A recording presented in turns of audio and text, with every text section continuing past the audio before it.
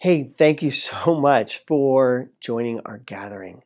This is where we want to convert social media into what it was intended to be, a source for support for positive change.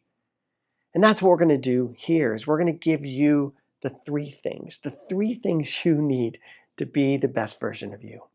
And what are those?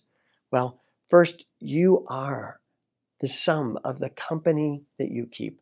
So we want to create a good community for you to support the changes you're making in your life.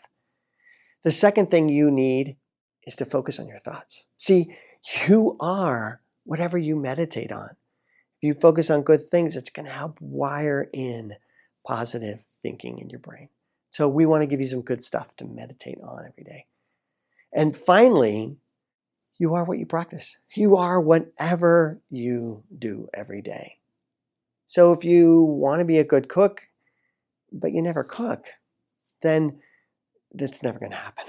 It's just a good thought. It's just a good idea. So what we want to do here is also give you some good practices and some good habits to help you really become what you want to be. So if change, growing, being your best self is what you need, if you're looking for positive social media, join our gathering. Make comments, like, participate, and grow. I'm Brett, your favorite shrink. Hope we can talk soon.